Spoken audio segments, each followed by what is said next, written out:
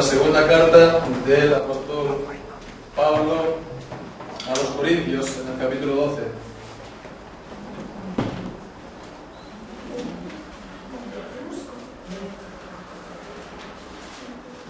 Segunda de Corintios, capítulo 12, en el versículo 1.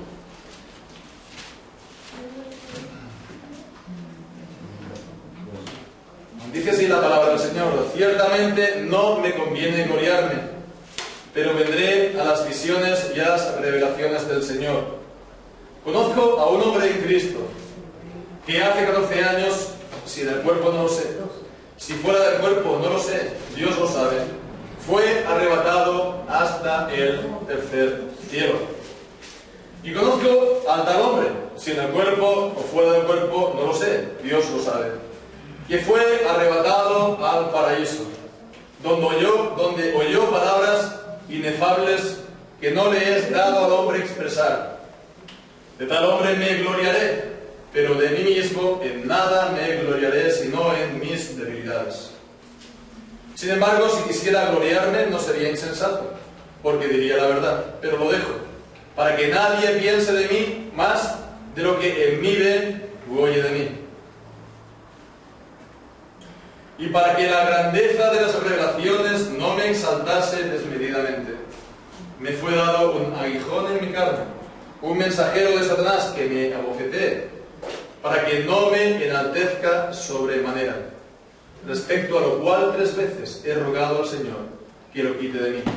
Y me ha dicho: bástate mi gracia, porque mi poder se perfecciona en la debilidad. Por tanto, de buena gana me gloriaré más bien en mis debilidades, para que repose sobre mí el poder de Cristo. Por lo cual, por amor a Cristo, me gozo en las debilidades, en afrentas, en necesidades, en persecuciones, en angustias, porque cuando soy débil, entonces soy fuerte. Amén. Que el Señor bendiga su palabra. Uno de mis profesores en el seminario en Francia, dijo un día, hablando de la segunda carta de Corintios, que era una carta que le resultaba especialmente difícil. Una carta que le resultaba especialmente difícil porque encontraba el pensamiento difícil, encontraba que está hablando mucho personalmente de su historia, de sus luchas, Pablo. Bien, por cierto que este hermano acaba de tomar ya la jubilación, ¿no? Después de 38 años, una semana, supongo que ya estará volviendo, regresando a su país, él es de Inglaterra, y ha estado por 38 años allí enseñando. Y bien, esto me ha hecho muchas veces también pensar, ¿no? Cuando leo esta carta, y me he pensado, ¿por qué esto es así? ¿Por qué esta segunda carta a los Corintios es una carta que hay un pensamiento que a veces no es tan claro? ¿Por qué es difícil seguir el hilo de que el apóstol Pablo va trazando, ¿no? Porque hay saltos, ¿no? Como vimos por ejemplo en el capítulo 6, ¿no? Hay variaciones a veces muy abruptas, ¿no? Entre lo que está diciendo y bien, es difícil, por así decirlo, verle el hilo, verle el plan, ¿no? Entonces, después de pensarlo mucho tiempo, he llegado, a la idea, a la conclusión de que es precisamente porque es un espíritu, es una carta de lucha, es una carta escrita en medio de una polémica por parte de Pablo. Es una carta de polémica con aquellos opositores, sobre todo en la iglesia de Corinto, que como hemos visto también en las 2 otras semanas, fue una iglesia fundada por Pablo. Entonces vemos que los sentimientos de Pablo estaban también aquí a flor de piel. Y bien, esto es algo a tener en cuenta. Es un escrito de polémica, y en la escritura también tenemos escritos de polémica. Y por supuesto, cuando estás en medio de esta polémica que significa guerra, lucha, ¿verdad? Una lucha espiritual, evidentemente muchas veces no vas a tener esta, por así decirlo, claridad de ideas, ¿no? Para expresarte de una manera digamos, con gran precisión matemática, sino que estás diciendo lo que hay en tu corazón. Bien, por mi parte, tengo que decir que es una de las cartas que se puede decir así, preferidas, no sé. En todo caso, es una que a mí, pues realmente, siempre que la leo, nunca me deja indiferente. Entonces, bueno, pues veamos esta porción en la que encontramos mucho de esta lucha, de esta polémica que Pablo mantenía con sus opositores y la verdadera actitud que él tenía, que nosotros hemos de tener en medio también de las luchas que podemos tener como cristianos en esta vida. Una lucha, una polémica, pues vemos en el versículo ya 1, está aquí Pablo ya introduciendo esta palabra: ciertamente no me conviene gloriarme. Es algo importante, ¿verdad?, en esta carta, puesto que Pablo en la carta, en esta segunda carta a los Corintios, lo utiliza hasta 15 veces, el gloriarse. El gloriarse. No siempre, pues, es en un sentido, digamos, negativo. Por ejemplo, en el capítulo 10, versículo 17, está diciendo Pablo: más el que se gloría, gloríese en el Señor. Hay que, por lo tanto, gloriarse en el Señor. Pero vemos aquí dice: no me conviene gloriarme. Aquí no está hablando entonces de este gloriarse en un sentido, por así decirlo, positivo, sino más bien negativo. Y precisamente el diagnóstico que Pablo hacía de aquella gente que se le oponía era precisamente ese. Era precisamente de que ellos eran gente que se gloriaban demasiado. Vemos que esto es lo que dice el apóstol Pablo en el capítulo 10 también, en el versículo 12, cuando dice: porque nosotros no nos atrevemos a contarnos ni a compararnos con algunos que se alaban a sí mismos. Pero ellos, mediéndose a sí mismos por sí mismos y comparándose consigo mismos, no son juiciosos. Esos eran, pues, demasiado, por lo tanto, ellos eran demasiado hinchados, ellos estaban demasiado, pues, hinchados de sí mismos, y ellos se gloriaban, pues, desmedidamente. Como leemos aquí en el versículo 15, no nos gloriamos desmedidamente en trabajos ajenos. Esto, pues, lo está diciendo también ya en relación a aquellos, ¿no?, que hemos leído en el versículo 12, que, pues, ellos se alaban tanto a sí mismos, tanto que llegaban incluso a, pues, despreciar directamente al apóstol. En el versículo 10 dice que a la verdad ellos dicen, las cartas, está hablando de Pablo, son duras y fuertes, pero la presencia corporal débil y la palabra menospreciable.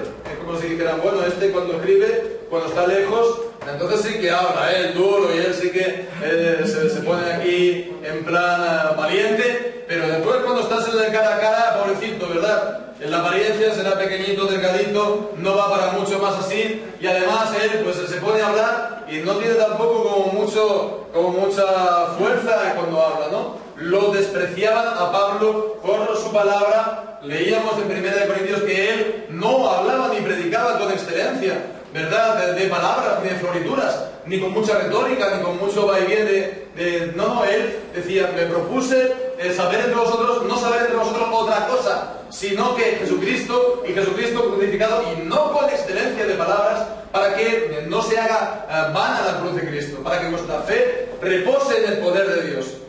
Entonces, pues, él también, esto era algo deliberado por parte de Pablo, que él no tiraba, digamos, la atención de la gente hacia sí mismo, sino hacia el mensaje y acerca de quién hablaba, de Jesucristo. Pues entonces, fijémonos que esta era la oposición, y Pablo, pues, como veíamos la semana pasada, pues él había también presentado, por así decirlo, defensa o batalla. él tampoco pues había, había escondido el responderle a esta gente. Lo habíamos visto en el capítulo 2, por carta que él había escrito pues con muchas lágrimas, ¿no? Y bien, pues alguien podría decirse, pues fíjate, no hubiera sido pues mejor callarse, no hubiera sido pues mejor evitar todo esto entre cristianos. Pues bueno, si hubiera sido algo solamente personal, ¿verdad? Si hubiera sido algo, por así decirlo, un pique personal entre Pablo y los demás, pues entonces no habría ninguna razón.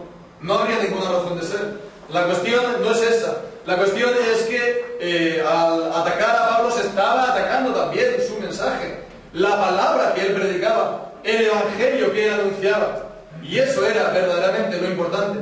Y a cambio, la gente que lo estaba criticando, ellos querían,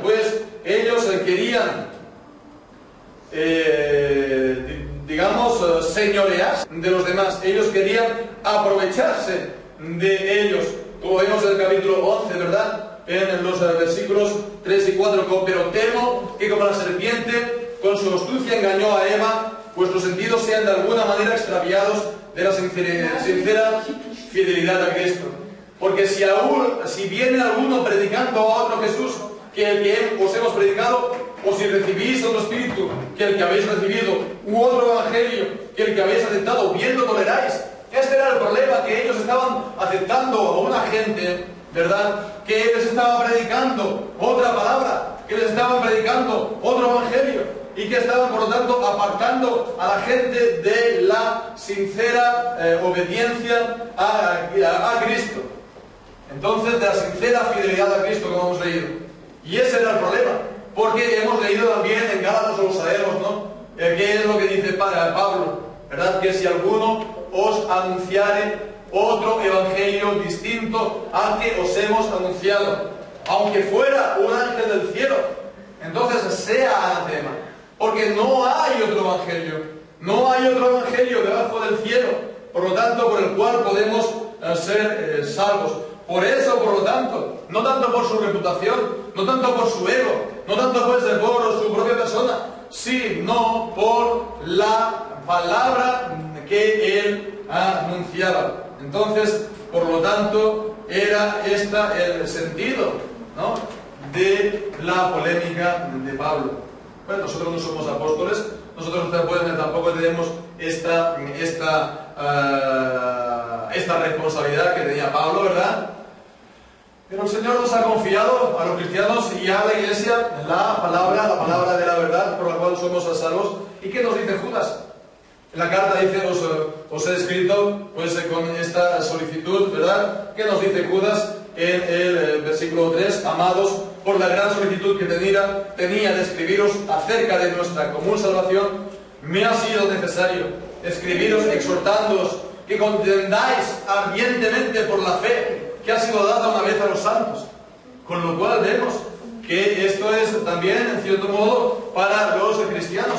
Hemos de estar contendiendo también por la fe con aquellos que la están negando, incluso dentro de los círculos nuestros, de nuestras iglesias, y aquellos que se puedan incluso decir evangélicos, pero que están negando el verdadero evangelio y están pues predicando un evangelio distinto, pues están pues quitando la gloria que solamente le pertenece a Cristo, para ponerse ellos en el pedestal y recibir ellos la gloria.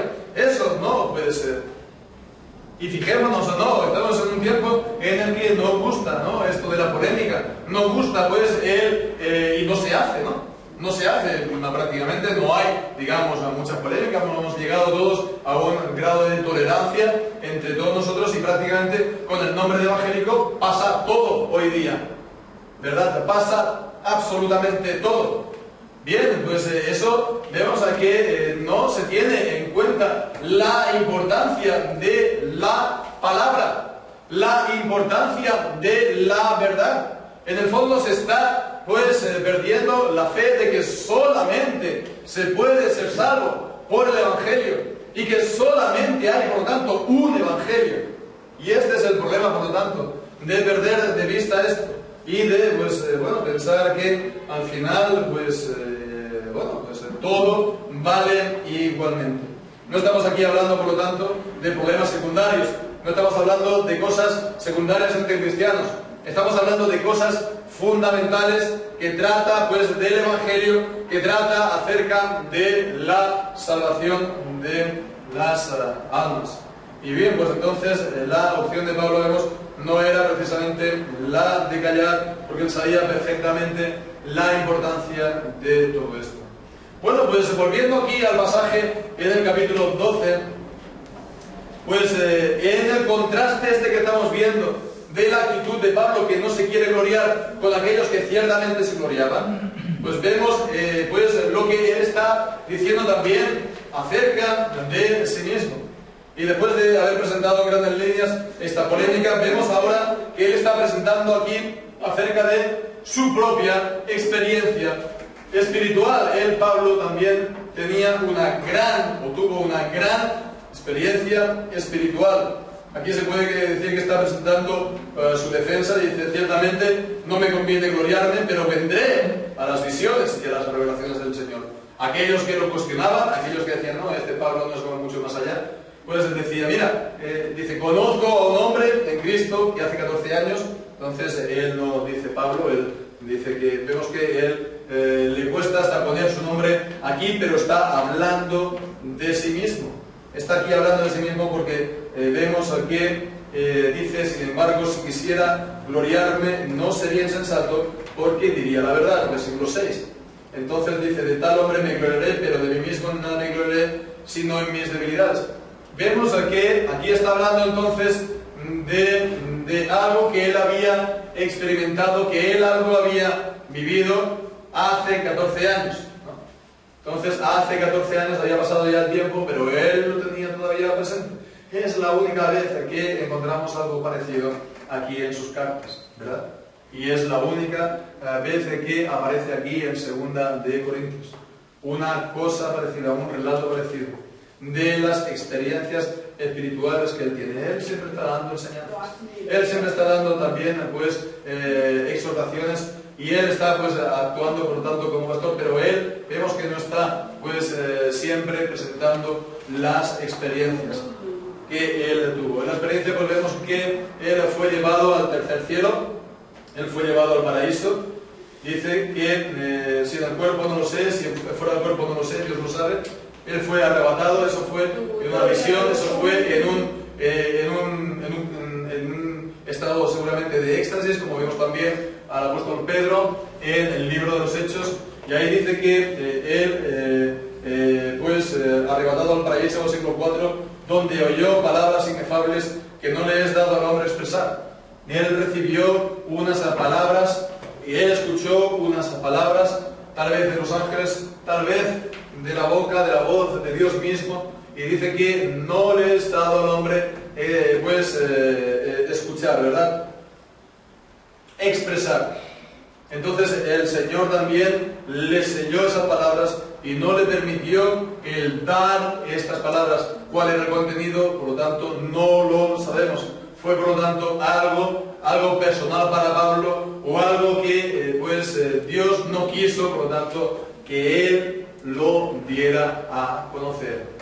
Hay revelación, por lo tanto, pero vemos aquí la revelación de la Escritura pues no abarca toda la revelación de Dios. Dios, a lo largo de las épocas, se dio a conocer más, pero ahora tenemos la Escritura, como estamos viendo también, y la Escritura nos es suficiente, y la revelación de Dios, por lo tanto, es suficiente para nosotros.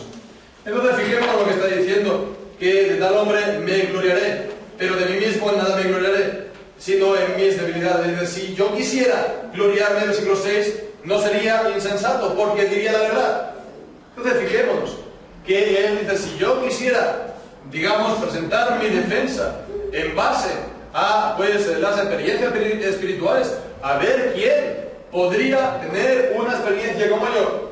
Si ellos que van aquí de espirituales, a ver que me digan si ellos han tenido una experiencia como la que yo tuve hace 14 años. Dice: si yo lo quisiera hacer, entonces no sería insensato. ¿Por qué? Porque diría la verdad. Pero fijémonos, él dice: no, lo dejo. Y es curioso lo que dice en este versículo 6: para que nadie piense de mí más de lo que en mí ve u oye de mí. Entonces es interesante. ¿verdad? Él quiere que se le reciba, no por lo que él dice de sí mismo, ¿verdad?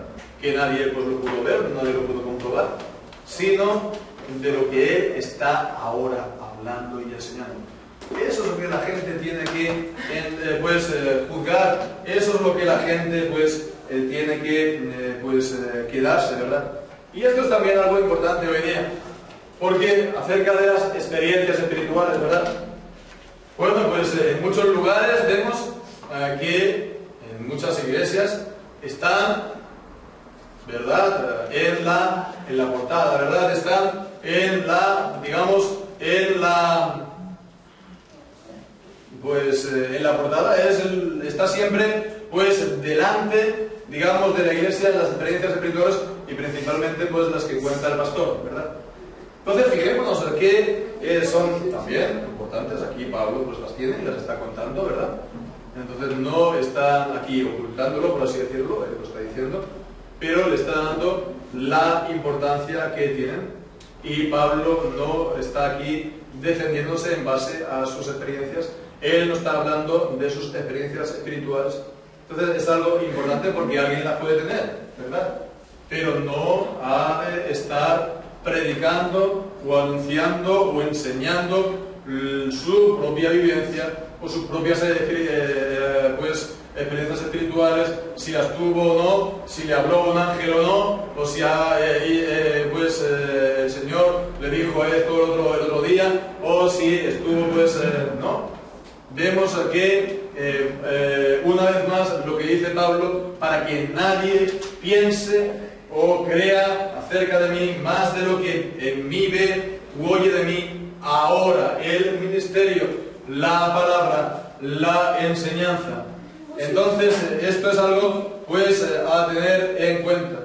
Las experiencias, gloria a Dios por ellas cuando el Señor nos la da. Gloria a Dios si el Señor nos da un mayor conocimiento de Él, si el Señor nos da un mayor conocimiento de su palabra, si nos lleva a una mayor comunión con Él. Gloria a Dios. Pero no hemos tampoco de pasarlo todo en las apariencias, porque vemos en las apariencias, en las experiencias, porque vemos que Pablo, además de qué es lo que hace, prefiere otra cosa, prefiere gloriarse de otra manera, porque dice que en mí yo me gloriaré solamente de mis debilidades. Y es lo que en el versículo 7 de adelante hasta el 10 él está también entendiendo. En lo que sí Pablo se gloría. Primeramente, por lo tanto, la polémica, como hemos visto, seguramente hemos visto esta experiencia de Pablo que él presenta, pero que no se está defendiendo en base a esta experiencia. Pero en tercer lugar, en lo que sí que él se gloría, lo que él sí se reafirma, lo que él sí da a conocer a los demás y lo presenta, él dice sus debilidades. Y en el versículo 7 lo explica hablando del aguijón en la carne. Algo que el Señor le envió también a causa de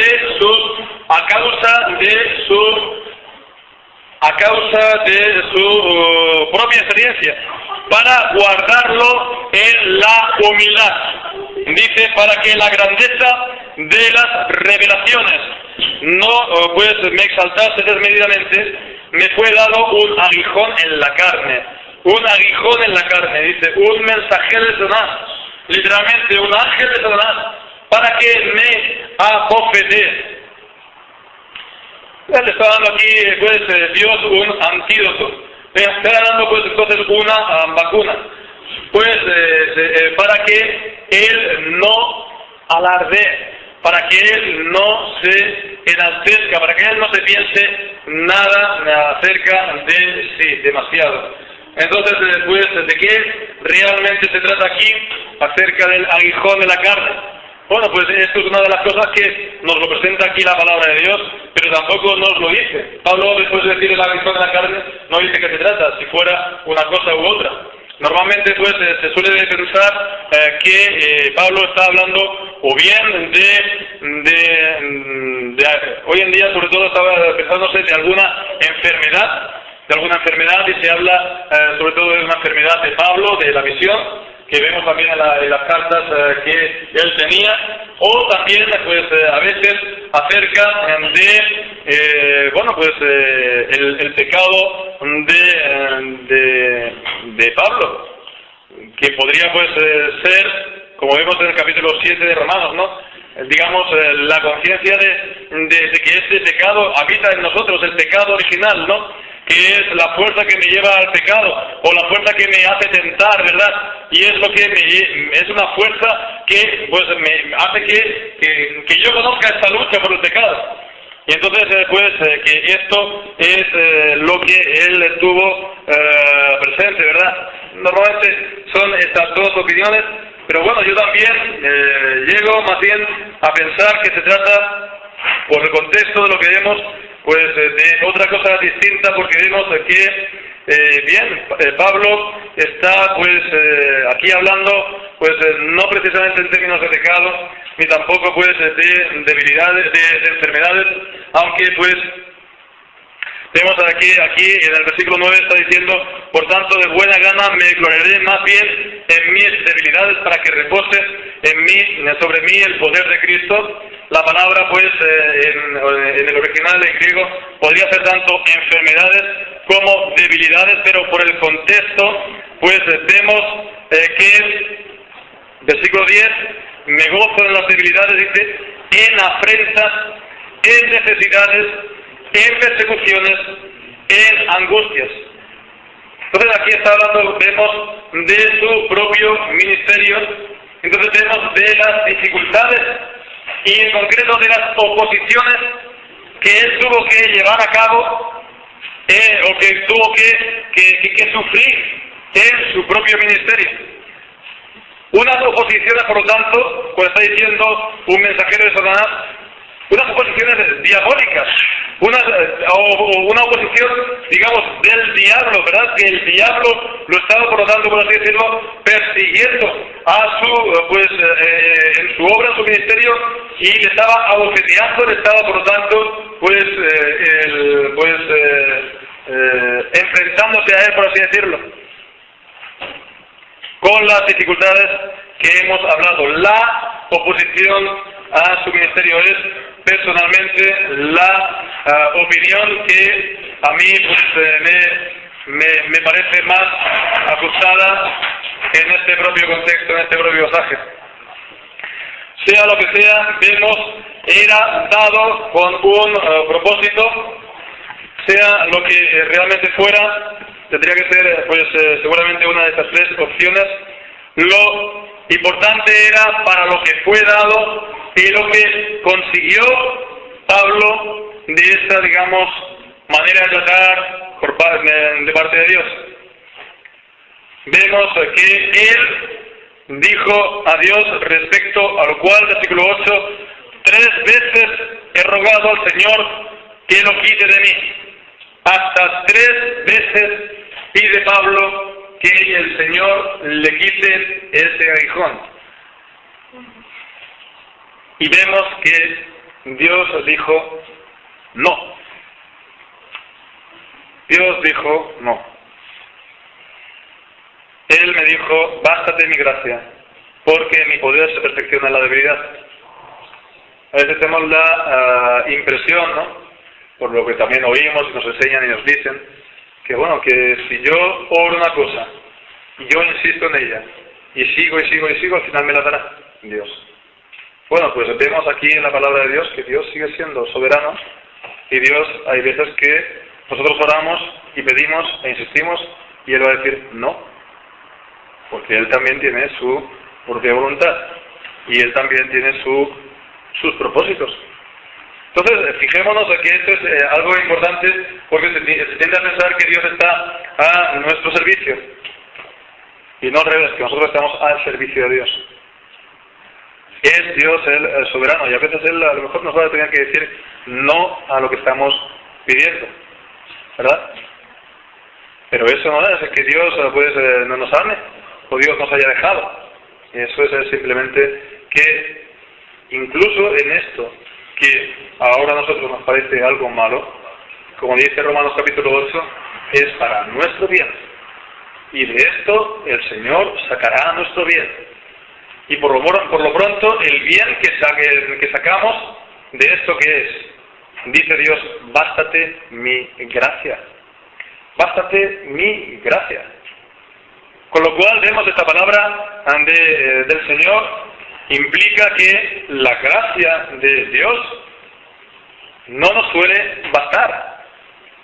Queremos, pues, decir la gracia de Dios, pero también añadir algo más de la gracia de Dios. ¿Verdad? Sí, está muy bien que Dios me haya perdonado y salvado, pero si me puede dar algo más, pues mejor, ¿no? No, bástate mi gracia. Bástate el haberme conocido. Bástate que tus pecados hayan sido perdonados. Bástate, pues, que hayas sido salvados, que seas tú ahora parte de mi pueblo, que seas tú mi siervo, que te baste todo esto. El perdón de Dios no nos es suficiente, ¿verdad? El que Dios nos haya perdonado todos nuestros pecados, el que Dios nos haya salvado, el que Dios nos haya reconciliado, y Dios nos haya adoptado como hijos suyos, nos haya dado una buena vida. Esto no es para nosotros entonces suficientes. Queremos además algo más, ¿verdad? Que seamos entonces, pues no sé, en esta vida, esto, lo otro, que nos vaya a todo, pues de cara, que seamos aquí del todo populares, que todo nos vaya, pues a pedir de boca, que se cumpla nuestra voluntad en todo. Pues fijémonos que Pablo tuvo que renunciar a esto, y la vida del cristiano es también esto, no nos olvidemos, una renuncia. Es una renuncia. Y ya para empezar a que se haga nuestra propia voluntad. Ya lo dice Jesucristo, el que te quiera seguir, niéguese a sí mismo, tome su cruz cada día y sígame. Entonces no se puede seguir a Cristo queriendo cumplir uno su propia voluntad. Uno ha de someterse a la voluntad de Cristo. Entonces esto es la gran cosa que Dios quería, por lo tanto, enseñar a Pablo y por medio de él a nosotros, que la gracia de él nos es suficiente. Por lo cual dice, versículo 10, por amor a Cristo me gozo en las debilidades, en afrentas, persecuciones, en necesidades, etcétera, en angustias. Me gozo incluso. Entonces fijémonos, ¿no?, que incluso en todas estas cosas malas, incluso cuando Dios nos dice no, ¿verdad?, nos podemos gozar en Él. Nos podemos gozar incluso en eso que a nosotros pues no nos parecía pues del todo pues bien, ¿no? Porque nos ha dicho que no. Pero si nos dice que no, nos hemos de gozar también. ¿Por qué? Pues es para nuestro propio bien. Y además de esto dice, porque mi poder se perfecciona en la debilidad. Si nosotros pues permanecemos entonces en la debilidad, Él se va entonces a seguir siendo el poderoso. Él va a ser siempre el Señor. Él a su debido tiempo también mostrará su poder nosotros en nuestra vida. Él a su tiempo nos sacará, como dice el Salmo, a abundancia.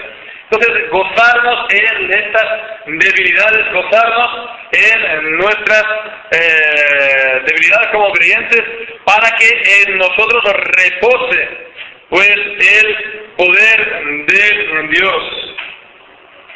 Como dice el versículo 9, para que sobre mí repose el poder de Cristo. Y lo que está diciendo Pablo aquí en el original es muy bello. Es pues la idea del tabernáculo, que en mí pues ponga su tabernáculo, el poder de Dios plante su tienda, Dios y su poder, para que sobre mí repose su poder, para que veamos, pueda ver el poder de Dios en mi vida, no el mío, sino el poder de Dios en mi vida. Y esto entonces, fijémonos, es lo que sella entonces nuestra fe, sella entonces que estamos verdaderamente unidos a Cristo, sella entonces que somos de Él, que pues somos partícipes de sus sufrimientos, como también, por lo tanto, lo seremos después de su reinado, entonces de su gloria. Entonces este es el camino de Cristo. Dice Él: tomad mi yugo, tomad mi carga. Dice Él: venid a mí los fatigados y cargados, que yo os haré descansar. Y dice que el que quiera seguirme, niéguese a sí mismo, tome su cruz cada día y sígame. Y esta es, en definitiva, la mayor defensa, la mejor defensa que podamos presentar ante todos. El poder decir: mira, yo estoy sufriendo con el Señor, estoy con Cristo, estoy en su camino, en el camino de Cristo. Como dice Pablo en Gálatas: con Cristo estoy juntamente crucificado, y ya no vivo yo, sino vive Cristo en mí. Y yo estoy crucificado para el mundo, y el mundo está crucificado para mí. Y los mártires, cuando los enviaban a las hogueras, estarían gozosos diciendo, aunque los otros estaban triunfando, ¿verdad?, y los iban a meter pues allí en la hoguera, ellos estarían gozosos de decir: mira, esto es mi victoria, porque estoy pues en el camino de Cristo, como Él anduvo, yo también estoy andando, estoy sufriendo por el Señor. Y dice: gozaos y regocijaos, porque entonces vuestros nombres están inscritos en los cielos. Esto es entonces la mejor defensa que podamos nosotros tener, y esto es el motivo de mayor gloria que podamos nosotros tener. Pues que así sea, que el Señor bendiga esta palabra en nuestros corazones, y que sigamos todos pues en este camino.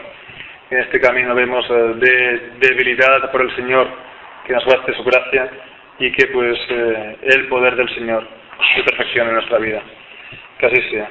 Amén.